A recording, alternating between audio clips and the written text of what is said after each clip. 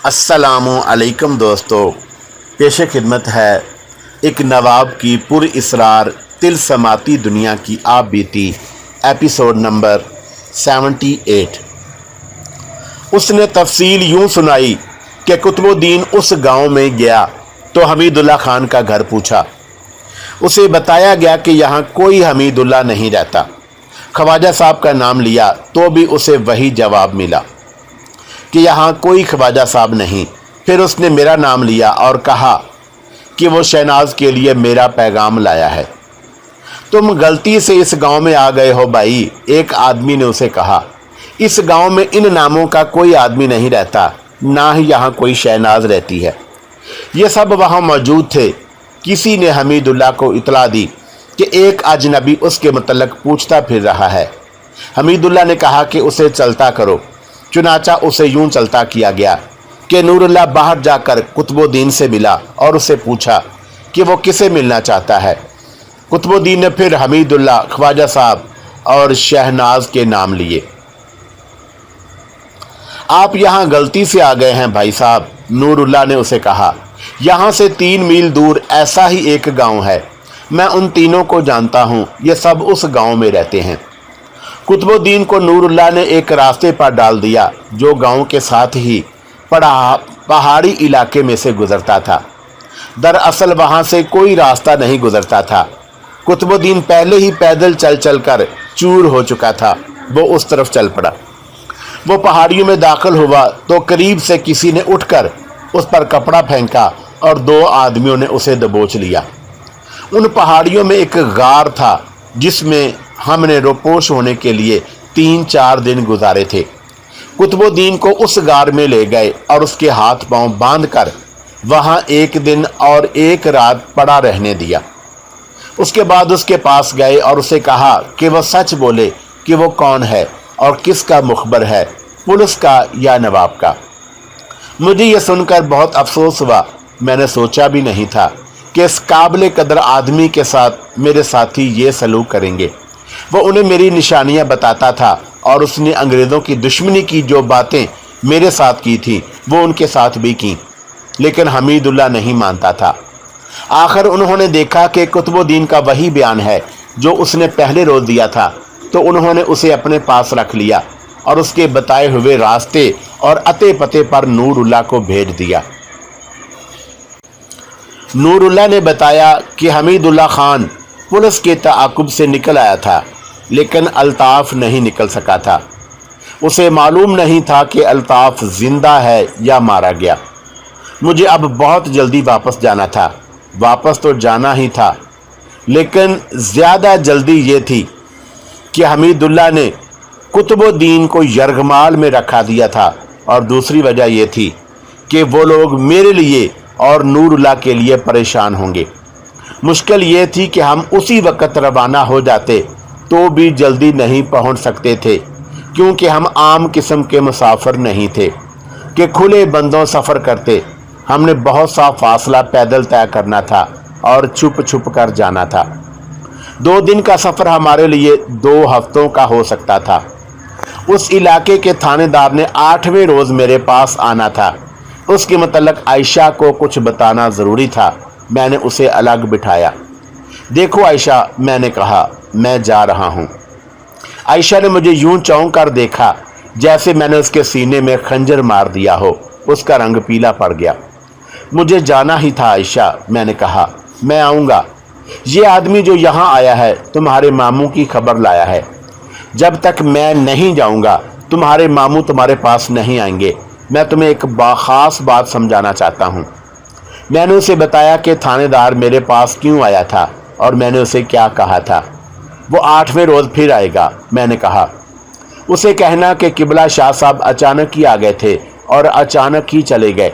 उसे ये भी बताना कि किबला शाह साहब की बातें तुम्हारे मामू के साथ होती थी, इसलिए तुम्हें उनके मतलब कुछ भी मालूम नहीं। ये बताना कि किबला शाह साहब दिन रात इबादत में मसरूफ़ रहते थे। कुतुबुद्दीन की बीवी को मेरी असलियत का इल्म नहीं था, इसलिए उसके मुतल्लिक़ मैंने आयशा को कुछ बातें समझा दी।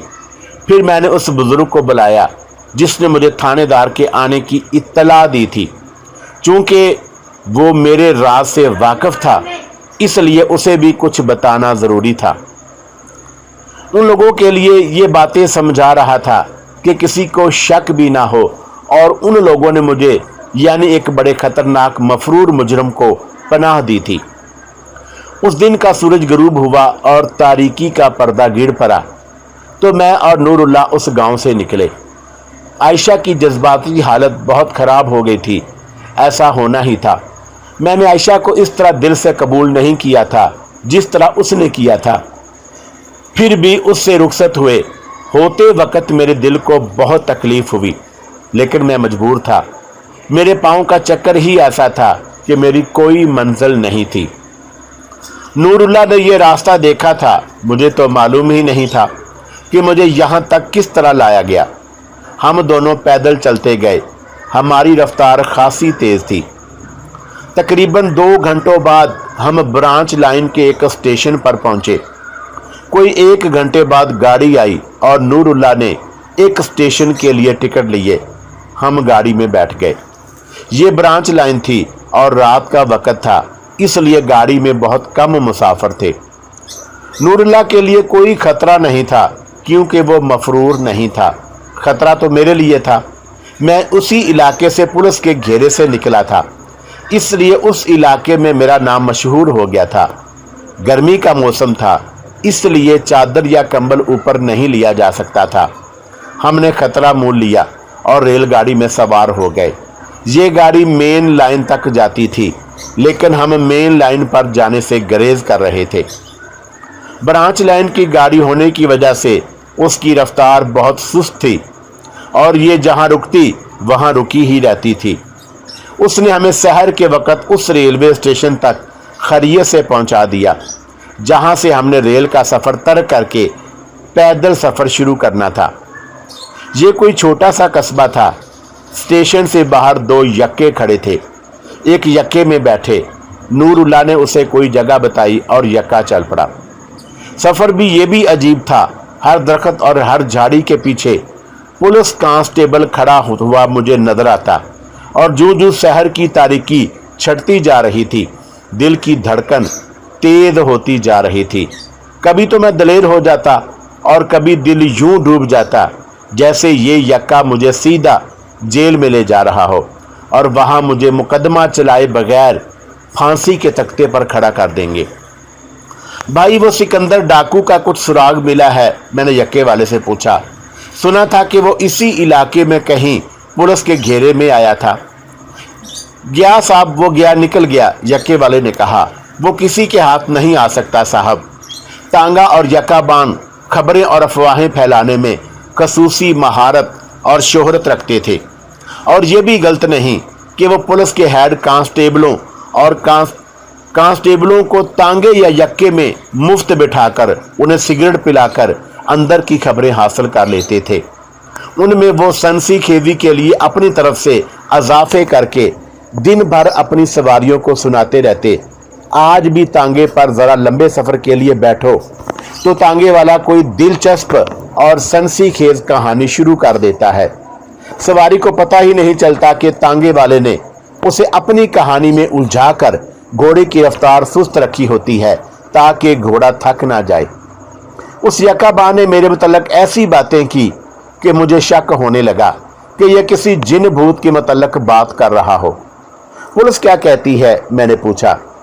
क्या वो इसी इलाके में है? ना जनाब, उसने जवाब दिया। वो कांगड़ की तरफ निकल गया है। सरकार ने उसे गिरफ्तार कराने वाले को 10,000 रुपया इनाम देने का ऐलान किया है। 10,000 तो पूरा खजाना है जनाब, लेकिन 10,000 के इवज कोई जान तो नहीं गवाता। वो जो पुलिस के घेरे से निकल जाता है उसे और कौन पकड़ सकता है? मैं ये मालूम करना चाहता था कि पुलिस मेरी तलाश में सरगर्म है या कुछ ठंडी पड़ गई है। सरगर्म अमल से मतलब ये था कि पुलिस ने जगह जगह चेकिंग का सिलसिला शुरू कर रखा होगा। यक्काबान ने बताया कि चेकिंग कहीं भी नहीं होती। यक्के ने हमें वहां तक पहुंचा दिया जहां नूरुल्लाह ने उसे कहा था। हम अब फिर देहाती इलाके में थे। नूरुल्लाह ने बताया कि कमोबेश 20 मील पैदल चलना और फिर लारी में सवार होंगे। हम एक पगडंडी पर हो लिए और चलते गए। सावन के बादल मंडला रहे थे और मैं दुआ कर रहा था कि बारिश ना हो। 1.5-2 मील आगे जाकर हम पगडंडी से हट गए, क्योंकि 2-3 मील आगे ये पगडंडी एक बड़े गांव में से गुजरती थी। ख्याल था कि इस गांव में थाना होगा, थाना ना हुआ तो चौकी जरूर होगी। हम बिल्कुल ठीक सिमत को जा रहे हैं। नूरुल्लाह ने यह इलाका पहले से देखा हुआ था। चलते चलते हम ऊंचे नीचे इलाकों में दाखिल हो गए। दरख्तों की बहुताब और हरियाली की वजह से यह खित्ता बहुत खूबसूरत था। नदी नाले भी थे, बाज़ में पानी था, किसी पर लकड़ी का पुल और किसी में से बगैर पुल के गुजरना पड़ा। थोड़ी ही दूर राइफल या बंदूक का धमाका सुनाई दिया। हमने रुख जरा बदल दिया। गांव दूर दूर थे। हमने रुख तो बदल दिया था, लेकिन एक घाटी उतरे तो 3 आदमी अचानक सामने आ गए। एक ने हाथ में 2 नाली बंदूक और एक ने हाथ में मरे हुए परिंदे उठा रखे थे। जिसके हाथ में बंदूक थी उसे मैंने पहचान लिया। ये वही हिंदू था जो मुझे रेलगाड़ी में मिला था। उसकी दहशतगर्द गिरोह को मैंने ही पकड़वा दिया था। मेरे साथ मेरा दोस्त सुल्तान अहमद भी था और इस गिरोह के अफराद को बड़ी लंबी सजाएं दी गई थीं। 2 को अदम सबूत की बिना पर छोड़ दिया गया और उन 2 में एक ये भी था। रेलगाड़ी में उसने मुझे दाढ़ी के बावजूद पहचान लिया था, लेकिन मैंने अपने आप को मजहब का तालिबे इल्म ज़ाहिर करके उसे यकीन दिला दिया था कि मैं तबलीगी जमात के साथ इस इलाके में आया हूं।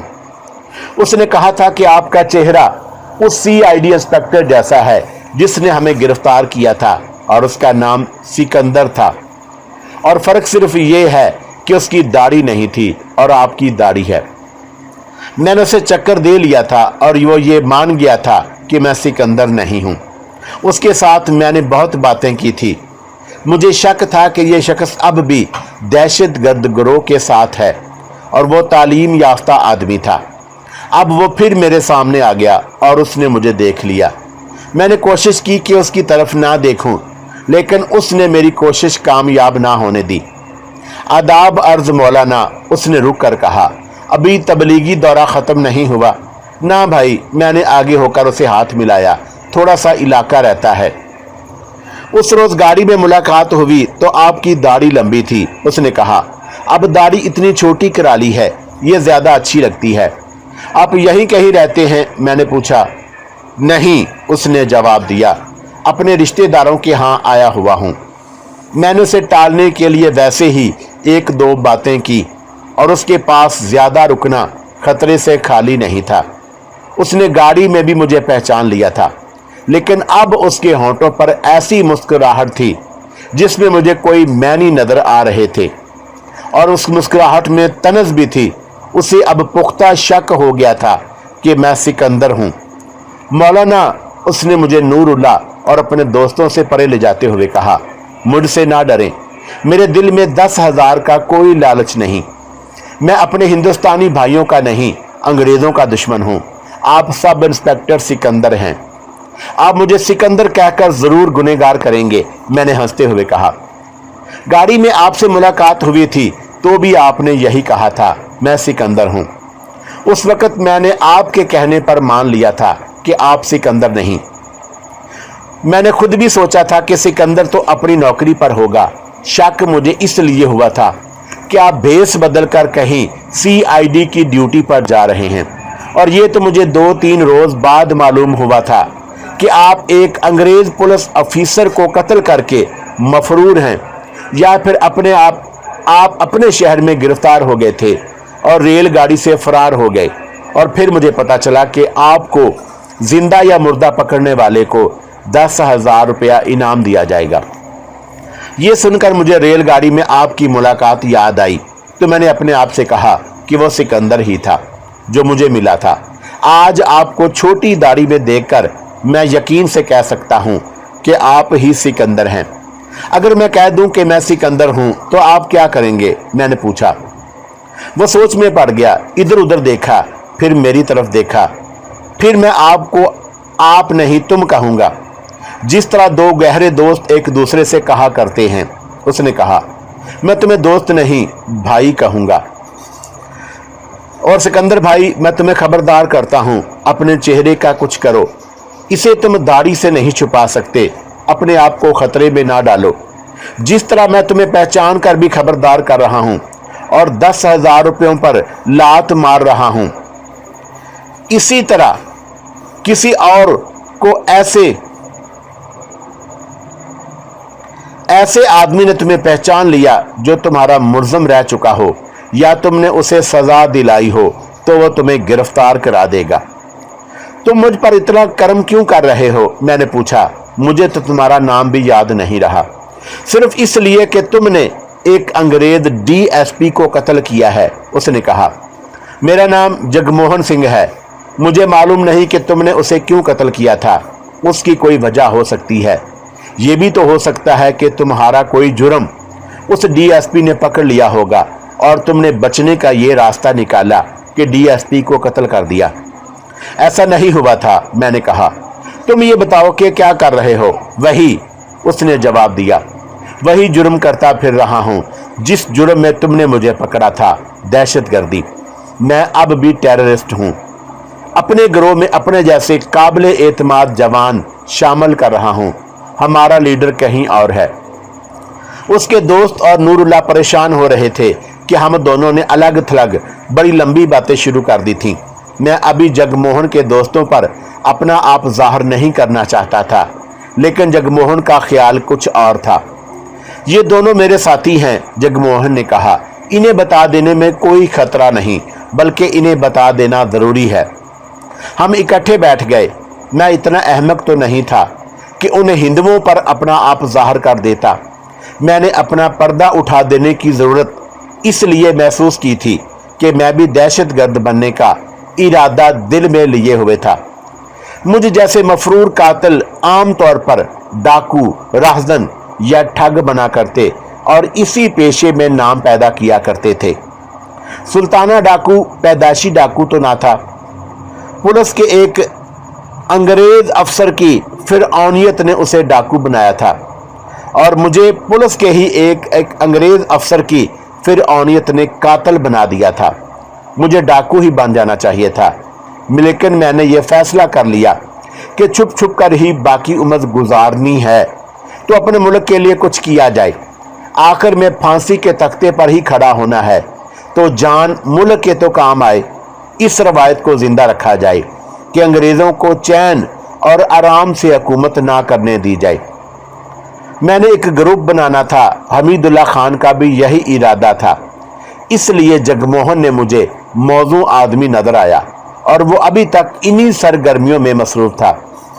उसने मुझे पहचान भी लिया था और अपना आप भी मुझ पर जाहिर कर दिया था। मैंने ये बेहतर समझा कि उसके साथ अभी बात कर ली जाए। उसने पूछा था कि मैंने अंग्रेज DSP को क्यों कत्ल कर दिया। हम जब इकट्ठे बैठे तो उसने अपने दोस्तों के साथ मेरा तारफ़ कराया। नूरुल्लाह ने चौंक कर मेरी तरफ देखा कि ये मैंने क्या हमाकत की है। मैंने उसकी तसल्ली के लिए जगमोहन का उसे तारफ़ कराया और कहा कि अब हम एक ही मंजिल के मुसाफिर हैं। मैंने जगमोहन और उसके दोस्तों को तफसील से सुनाया कि मैंने अंग्रेज DSP को क्यों कत्ल किया था। मैंने हमीदुल्लाह खान का भी जिक्र किया और बताया कि वो किस नवाब का बेटा है। उन नवाबों और महाराजों को भी ख़त्म करना है, जगमोहन के एक दोस्त ने कहा। उन्होंने अपनी रियाया को फाका कश बना रखा है। सिकंदर भाई, जगमोहन ने कहा, हमें तुम जैसे साथियों की ज़रूरत है। हम अब वायसराय की रेलगाड़ी को तबाह करेंगे और वो इन दिनों शिमला गया हुआ है और हमने अपने जासूस भेजे हुए हैं। अगर हमें पता चल गया कि वो कब और किस वक़्त वापस दिल्ली आ रहा है तो हम रेलवे लाइन पर बम रख देंगे, लेकिन ये पता नहीं चलता कि वो किस वक़्त वहाँ से चलेगा और उसके लिए स्पेशल ट्रेन चलती है। यूँ भी होता है कि उसकी स्पेशल ट्रेन या रेल मोटर आती है तो वो उसमें नहीं होता और उसकी बोगी आम रेलगाड़ी के साथ लगा दी जाती है। ये तो बात की बातें हैं, मैंने कहा। इस वक्त मेरा मसला ये है कि हम एक ग्रुप में किस तरह इकट्ठे हों। मैं नवाबजादा हमीदुल्लाह खान के साथ भी तुम्हें मिलवाना चाहता हूँ। ये मुलाकात कहाँ हो सकती है? क्या तुम हमारे पास आओगे या हम तुम्हारे पास आएंगे? तुम कहाँ रहते हो? मैंने उसे बता दिया और उस गांव का रास्ता भी समझा दिया जहां हम रहते थे। वही जगह बेहतर रहेगी, जगमोहन ने कहा। हम एक आबाद गांव में इकट्ठे हुआ करते हैं या हम अपने शहर में मीटिंग किया करते हैं। तुम्हारा वहां आना ठीक नहीं, ना गांव में ना शहर में। तुम्हारा पकड़े जाने का खतरा है, कभी हम आ जाएंगे। उनके साथ बहुत सी बातें हुई और हम उस बात पर मुत्तफिक थे कि हिंदुस्तान को दहशतगर्दी और मुसलसल तखरीबकारी के जरिए आज़ाद कराया जा सकता है और इस काम के लिए हमें ज़्यादा से ज़्यादा जवानों को तैयार करना होगा। तुमने कुछ खाया पिया भी है? जगमोहन ने पूछा। गाड़ी से उतरे थे तो स्टेशन से बाहर आकर दूध के साथ एक बंद खाया था, मैंने जवाब दिया। अब देख लो क्या वक्त हो गया है, दोपहर गुजर गई है। मैं तुम्हें गांव में नहीं ले जाऊंगा, उसने कहा। हमारे साथ चलो, 2 मील तक चलना होगा। तुम दोनों को एक जगह बिठा देंगे और हम गांव से तुम्हारे लिए खाना ले आएंगे। भूख परेशान कर रही थी, हम उठकर उनके साथ चल पड़े। सिकंदर भाई, जगमोहन ने कहा, तुम खाली हाथ तो नहीं होगे, रिवाल्वर है। मैं तो पुलिस की हिरासत से भागा हूं, मैंने जवाब दिया। पुलिस की जो एक राइफल हाथ आई थी वो दरिया में फेंक दी थी, अब खाली हाथ हूं। ये ठीक नहीं, जगमोहन ने कहा। तुम्हारे पास हर वक्त रिवाल्वर होना चाहिए। भाई नूरुल्लाह के पास तो कुछ ना कुछ ज़रूर होगा। कुछ भी नहीं, नूरुल्लाह ने कहा। रिवाल्वर ना सही, खंजर तो पास रखा करो, जगमोहन ने कहा। नूरुल्लाह के पास खंजर था। मैं समझ ना सका कि उसने क्यों कहा है कि उसके पास कुछ भी नहीं। हम चले जा रहे थे, इलाका ज़्यादा कटा फटा होता जा रहा था। हम तंग से रास्ते पर चल रहे थे। जगमोहन ने कहा कि रास्ते से हट आओ। वो रास्ते से हटकर नशीब में उतर गया। दरख्त ज़्यादा होते जा रहे थे और घास ऊंची। नशीब गहरा होता जा रहा था। कुछ और आगे गए तो नशीब मुड़कर मट्टी की 2 टीकरियों के दरमियान गली की सूरत इख्तियार कर गया और आगे जाकर दरख्त जो टीकरियों की ढलानों पर थे हमारे ऊपर झुके हुए नजर आने लगे। ये ऐसी ओट थी जहां टीकरियों के ऊपर से भी हम किसी को नजर नहीं आ सकते थे। जगमोहन मेरे साथ साथ चल रहा था, वो मेरे पीछे हो गया। बाकी सब हमारे पीछे थे।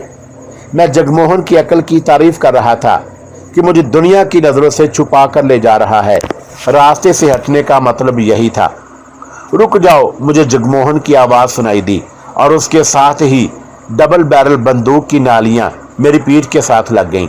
जगमोहन ने कहा, पीछे ना देखना सिकंदर, हाथ ऊपर उठा लो। उसके साथ ही मुझे अपने पीछे आवाज़ें सुनाई देने लगी। जगमोहन के कहने के बावजूद मैंने पीछे देखा। जगमोहन के साथियों ने नूरुल्लाह को इस तरह जकड़ लिया था कि उसका एक बाजू एक ने और दूसरा दूसरे ने पकड़ लिया था। सामने देखो सिकंदर, जगमोहन ने बंदूक की नालियां मेरी कमर में दबाते हुए कहा। तूने मेरे साथियों को उम्र कैद दिलाई थी, अब तुझे फांसी के तख्ते तक पहुंचाऊंगा। हमें पैसे की भी ज़रूरत है, 10,000 नकद वसूल करके अपने लीडर के हवाले कर दूंगा। मुझे ख्याल आया कि जगमोहन ने मुझसे और नूरुल्लाह से पूछा था कि तुम्हारे पास रिवाल्वर या खंजर है या नहीं। इसी इरादे के पेश नज़र उसने पूछा था। उसने मेरे सर पर लपेटी हुई पगड़ी उतार ली। ये लो, उसने अपने साथियों से कहा, ये पगड़ी फाड़ डालो और इससे उसके नूरुल्लाह के हाथ पीठ पीछे और पाँव भी बांध दो। बाकी पगड़ी से उसके मेरे हाथ पांव बांधेंगे, जल्दी करो। उसने मुझसे कहा, तुझे गोली नहीं मारूंगा सिकंदर, तुम दोनों को बांध कर यहाँ लिटा देंगे। मेरा एक दोस्त बंदूक लेकर तुम्हारे सर पर खड़ा रहेगा और मैं चौकी से पुलिस को ले आऊंगा। चौकी दूर नहीं। देखा सिकंदर, नूरुल्लाह ने कहा, तुमने सांप के बच्चों पर एतबार किया है। मैं खामोश रहा। जगमोहन ने मुझे पीछे को घुमाया। अपने साथी को देख ले कि किस तरह बांधा जाता है, जगमोहन ने मुझे कहा। मैंने देखा वो दोनों हिंदू नूरुल्लाह को गिराने की कोशिश कर रहे थे। मेरे दोनों हाथ ऊपर थे। मैंने बड़ी तेजी से हरकत की और वो ये थी कि बायां बाजू नीचे किया और पीछे को घुमाया। ये बाजू बंदूक को लगा और बंदूक मेरे जिस्म से हट गई। उसके साथ ही मैं पीछे को मुड़ा और अपना दायां बाजू घुमाया।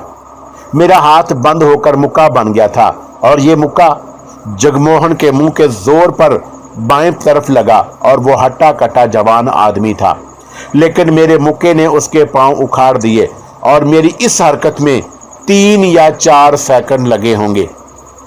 ऐसा जोरदार और अचानक मुक्का कोई पेशावर बॉक्सर ही सह सकता होगा। जगमोहन पीछे को गिर रहा था।